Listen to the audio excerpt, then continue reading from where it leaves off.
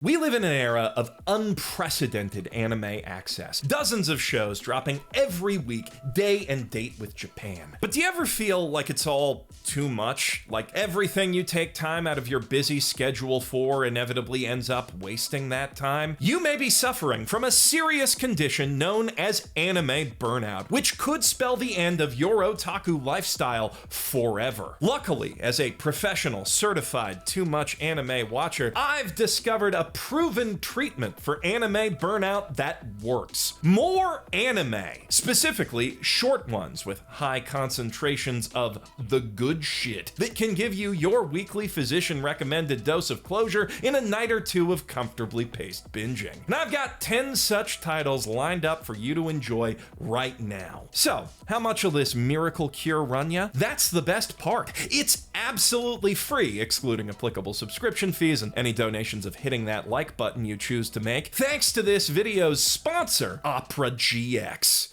Hey, lame-o! That was uncalled for. No, it wasn't. Look at your web browser. It's all layman stuff, when it could be all gaming stuff.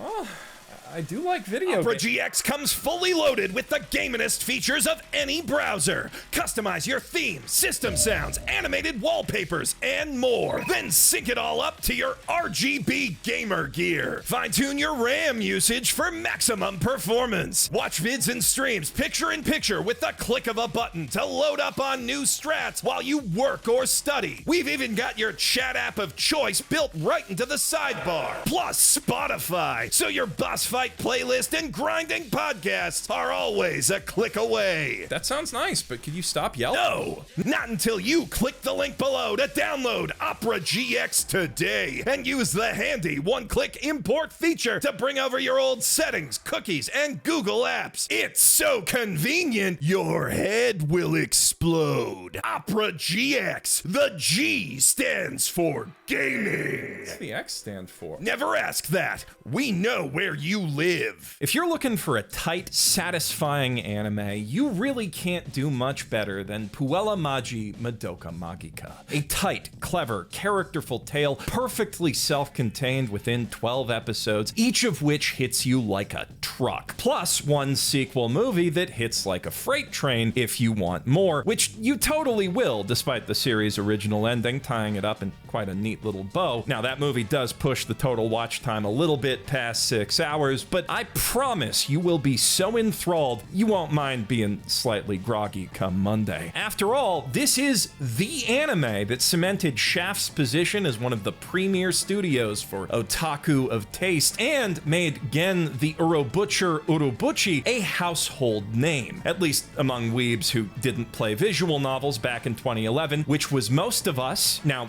simply by uttering the man's nickname, I may have technically spoiled the first big surprise of this cute and colorful magical girl anime, namely that a whole lot of magical girls died horrible deaths in it, and worse, which was a huge shock at the time for folks who could look at this thing and think, yeah, he looks trustworthy, but I don't really think it's that much of a surprise anymore in 2024. If anything, the series' reputation as that magical girl anime that's really up actually might be the main thing holding some of you back from giving it a shot. Trust me, this show is anything but the edgelord garbage for garbage edgelords that some fans have painted it as, and which many Madoka clones have actually turned out to be. It is a beautiful, hauntingly poetic tale of human desire and human folly. A postmodern Faustian masterpiece that will stick with you till the day you die. Coincidentally, that last sentence, minus the Faustian bit, also describes my next recommendation, which will likely come as a surprise to anyone who foolishly assumes a show called Ping Pong the Animation would be about ping pong. No,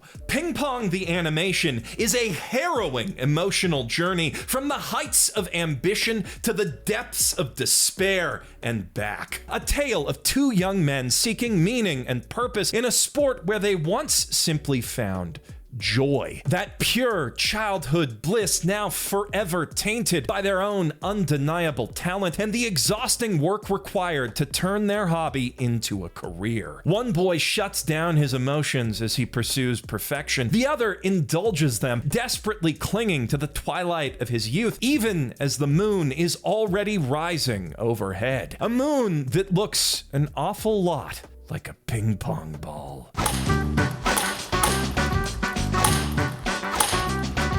Adapted by Masaaki Yuasa and Science Saru at the height of their experimental game, this anime translates the rough, sketchy style of the original manga with unrivaled faithfulness, using it to facilitate some of the most jaw-droppingly fluid, high-impact animation you will ever bear witness to. Sync up that Sakuga with impeccable sound design that seamlessly blends the clatter of ball and paddle into quite possibly the greatest soundtrack ever composed by the legendary Kensuke Ushio, and you've got an anime that'll straight up change your life in 11 episodes or less. I mean that both in the sense that it'll deepen your appreciation for the power of unconventional animation, and that it's just gonna destroy you emotionally. It also happens to have one of the best dubs I've ever heard, so you don't need to have anything pulling your eyes away from all that gorgeous animation, except, of course, all the tears. On that note, you'll have to put in a bit of extra work to watch my next track, Baccano, as it's one of those anime that's tragically missing from every legitimate streaming platform these days, but if you can get your hands on it, you will be rewarded with not just some of the most brutally awesome action you have ever seen, but hands down, no question, one of the top 5 English dubs of all time. And then take them by the throat and squeeze and squeeze and squeeze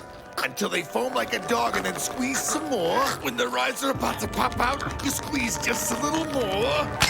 Which really matters here, because Baccano is a Prohibition-era period piece about mobsters and monsters running all over 30s New York City, plus a cross-country train caught up in several hijackings at the same time, all trying to kill each other, with the slight complication that some of them cannot die. A setting whose immersive quality is greatly enhanced by all the authentic accents and slang sprinkled throughout the dub. It's also simultaneously a pre-revolutionary period piece about a ship full of European alchemists crossing the Atlantic in hopes of a better, possibly eternal life in America, and that part is equally enhanced in English by a range of accents and archaic speech patterns. The show deftly weaves in between these 3 plots in non-chronological order as an intrepid reporter and his peppy apprentice try to piece them together and untangle all the disparate threads linking them. An experience that you, as the viewer, get to partake in as well, adding a delicious layer of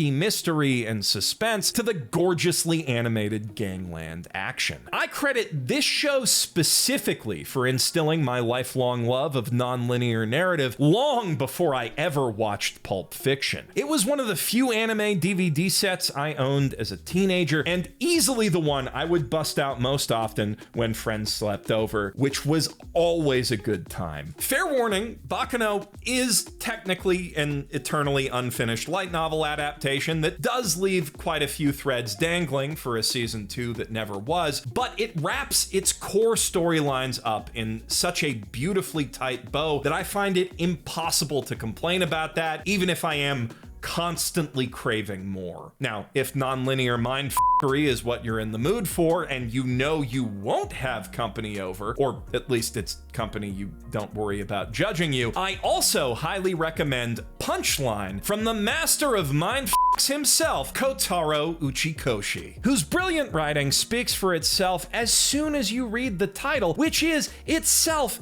a punchline of the punny variety. For you see, in Japanese, punchline is written with the same characters as panty line. And the reason that the anime is called that is because it stars a guy who gets trapped in a time loop as a ghost somehow after seeing a superhero punch a bus jacker on a bus line, and in order to escape that loop, he's got to find the secrets of all his roommates, who all happen to be hot girls, but if he sees their panties at any point, he passes out from a nosebleed even though he's a ghost, and then the earth blows up, and then the loop starts over, or the timeline, if you will. The timeline looped by panties. Panty line. Do you understand the galaxy brain genius here? Why does Earth blow up when he sees panties, you ask? That is one of many, many intertwining mysteries at the heart of this tale that somehow all make complete logical sense. Like, seriously, this show throws a horny talking cat ghost, an idol who's also a superhero, time travel, magic, robots, all kinds of crazy shit at you all at once, plus an impressively progressive exploration of gender identity, and somehow ties it all together into a totally coherent and deeply thought-provoking story by the time you reach the end. The writing here is so good, it almost feels like a magic trick, all of which, especially the based gender takes, will come as no surprise to anyone who's played 999, Virtue's Last Reward, or any other game with Uchikoshi's name on it, besides maybe Pepsi Man. Pepsi Man! Did you know his first job was 3D modeling for Pepsi Man? It's not really relevant to anything. I just wanted to play that clip. Anyway, if you're excited for Uchikoshi's newly announced upcoming strategy game 100-Line Last Defense Academy, then you might be equally excited to learn that his collaborator, Danganronpa creator Kazutaka Kodaka, has also created an equally awesome original anime of his own, Akudama Drive.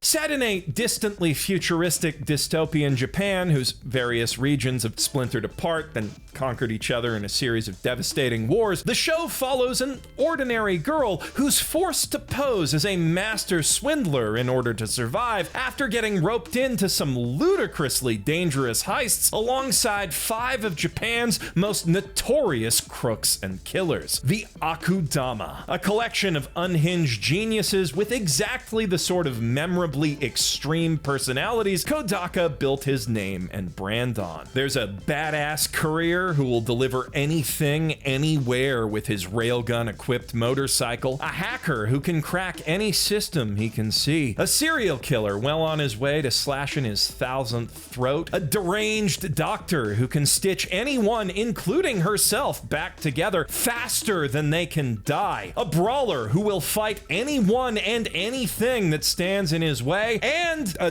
regular random street thug who's also kind of along for the ride. All pursued relentlessly at every turn by a squad of Judge Dredd but make it anime executioners who will stop at nothing to stop those crazy bastards, even though they're just as crazy themselves. It's a recipe for over-the-top cyberpunk street fighting action cooked to masterfully directed perfection with a beautiful demi-glaze of striking cinematography and bisexual lighting. For Akudama Drive, Kodaka wanted to break out of his mystery writing comfort zone and make a Tarantino-esque action thriller, and he nailed it harder than he could have possibly imagined. Or, you know, the animators, writers, and director who took his idea and actually ran with it and made an anime out of it, since it was mostly just his concept. It's a really good concept, though. That said, if you do want to see a great Japanese artist directly playing with American influences using his own hands, they don't get much greater than Hiroyuki Imaishi's passionate lust letter to cartoons, Panty and Stocking with Garter Belt. The tale of 2 hedonistic angel sisters, one a hardcore sugar junkie, the other addicted to dick, who are kicked out of heaven for bad behavior and sent to defend a hilarious caricature of America from the hilarious caricatures of evil ghosts that show up to attack it twice a week, which then inevitably get blowed up tokusatsu style after roughly 10 minutes of shenanigans. It's a show that sets out to boldly ask, what if the Powerpuff Girls were old enough to swear and fucking shit and stuff, while also simultaneously asking, what could the mad genius animators of Gainax do with the simple, colorful designs of American cartoons? And the answers it finds to both questions instantly speak for themselves. Wait! We may not need our angelic assassins after all! Our convoy of police cars is closing in on the creepy coop from behind! Panty and Stocking pushes the stylistic excesses of cartoons to and past every conceivable limit of artistic technique and good taste, reveling in irreverence every step of the way. Seriously, I am warning you now, absolutely nothing in this show is sacred. Like, series co-creator Hiromi Wakabayashi literally got the idea from watching Drawn Together at an American convention and thinking, hey, why aren't we doing something this offensive? But that is precisely the joy of Panty and Stocking with Garter Belt. It's a series with no filter and no breaks. A passionate pastiche of American pop culture that could never be made in the States. It also, fair warning, doesn't have quite as conclusive a conclusion as some of the other shows I'm recommending today. In fact, the ending pretty blatantly baits out a sequel, which we're finally getting after nearly 15 years of waiting. But much like the highly episodic cartoons that inspired it, it doesn't really need to end to be satisfying. Whether you watch a few bite-sized chunks at a time or binge the whole thing in one sitting. Though I will admit, I am basically just baiting you into watching that sequel when it comes out, and I'll do it again, damn it, by recommending Gridman or something if this list does well enough for me to make another one. The only way you can stop me is by not hitting that like button. Speaking of rude and crude comedies, if this weekend watch list idea does take off as a series, I'd like to make a habit of highlighting at least one great old OVA or movie in each one, and I was seriously considering Pat Labor for this one, but I did just spotlight that in The Other Side of Shonen, so it, why not? You should watch Golden Boy.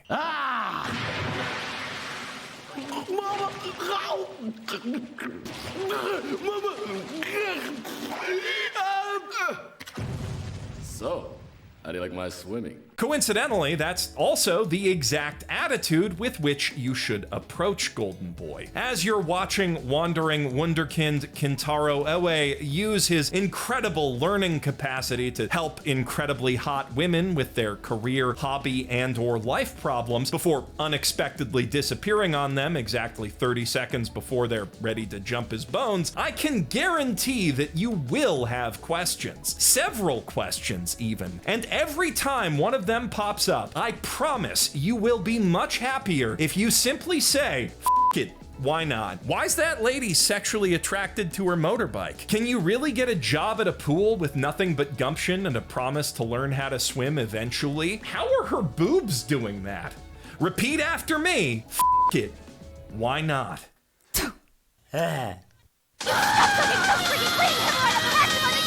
If you can remember that simple mantra, you are in for one of the wildest rides anime has to offer. A show where practically every line, especially in the dub, is something that you and your friends will quote back and forth at each other till the day you die. Animated with a bombastic visual aplomb and keen attention to detail, rarely seen in anime of any era. All underpinning what is, at its core, a surprisingly insightful and profound piece of art about how fulfilling life can be when one lives to learn and learns how to say, F it, why not? Also coincidentally, the learning bit of that is the exact attitude that drives the titular hero of my penultimate recommendation, Appare-Ranman. Appare is an incorrigible inventor whose ideas and machines are just too big, fast, and crazy for the small Japanese town he calls home. Fuddy-duddy samurai Kosame is tasked by his lord with keeping the young merchant's son in line, and this leads to that, and by the end of the day, they're both stuck on a one-way steamship trip to Los Angeles. Left stranded with no conceivable way to get back home, save for the extremely large cash prize conveniently waiting at the end of America's first ever cross-country automobile race.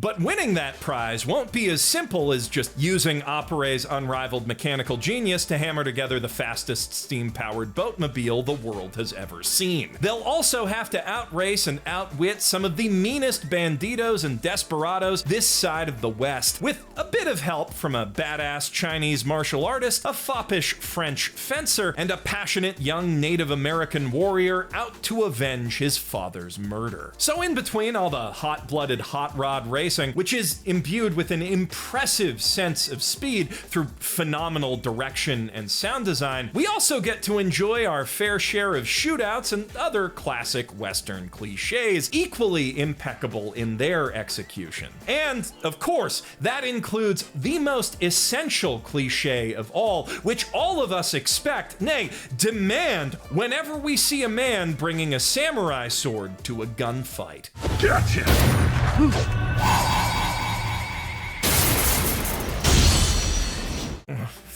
Yeah, that's the good shit right there. Basically, this show is what would happen if Fast and the Furious and G Gundam hooked up at a steampunk convention orgy while wacky races watched. It is easily one of the coolest things I have ever seen in my entire life, and one of the most egregiously underrated anime in recent memory. We have had a lot of high-octane thrill rides on this list, though, so if you'd prefer a less action-packed period piece to relax to, I'm gonna round things off with the work of one more goated director, Cowboy Bebop and Samurai Champloo creator Shinichiro Watanabe, who, across his entire legendary career, has only ever made one non-original anime adaptation. 2012's Kids on the Slope, which also happens to be his first collaboration since Bebop with genius composer Yoko Kanno, and the first anime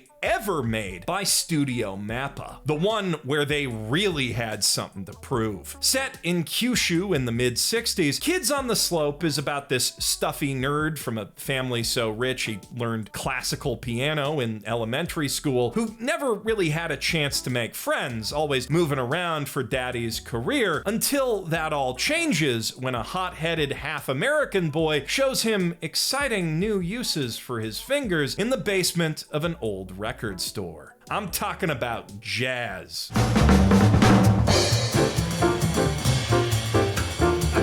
You're totally prepared. In short order, delinquent drummer Sentaro teaches Kaoru how to jam, freeing him from the sheet music that metaphorically represents his repressive upbringing and stuff. Also, this girl is there. It's her dad's record shop. She sort of makes it a love triangle, and a lot of the story's about that, but way more of the story is about the jazz, which was recorded and partly improvised live under Kanno's direction by amateur musicians they recruited from YouTube, whose youthful, inexpert movements were then rotoscoped by the animators for maximum authenticity. Basically, every performance in every other music anime looks like hot garbage next to this one, besides Hibike Euphonium and Carol Tuesday, which was also by Watanabe. He's kind of the best at this, and Kids on the Slope might just be the best example of sound married to Sakuga in his entire filmography. A powerful tale of how music can bring people together by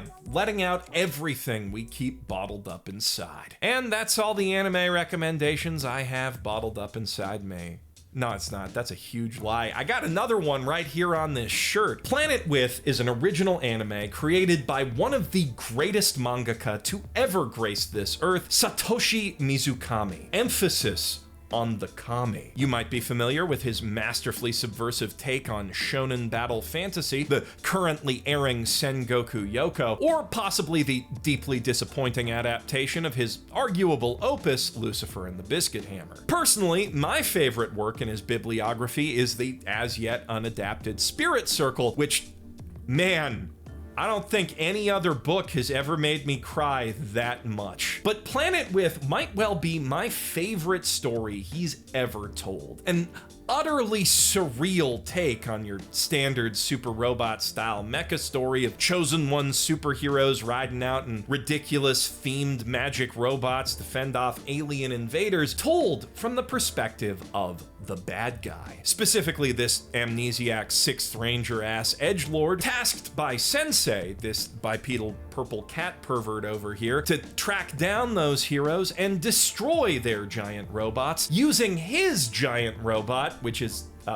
also Sensei. I don't want to say too much more about the plot because, man, this fucking show, man, it packs as many well-considered, mind-blowing twists and turns as FMA Brotherhood into a fifth the amount of episodes, and not only makes them make sense, it paces them all out so not a one loses even an ounce of its impact. I sit in awe of the Kami's writing skills, not to mention in quiet contemplation of his uniquely insightful philosophical outlook on the nature of violence and the true meaning of pacifism, which, like, I seriously think they should teach this anime in colleges. That's not a joke. Planet With kicks so much ass, and you need to watch it at your earliest convenience. Though with that said, if you want a cool, crazy super robots versus aliens anime that you can just sort of switch your brain off and enjoy for 11 episodes, Bang Brave Bang Bravern is fantastic for that. I did a whole video about it a little while back on the second channel, and it's basically Top Gun with giant robots starring a man who is literally too gay to die. I'm sorry, I should probably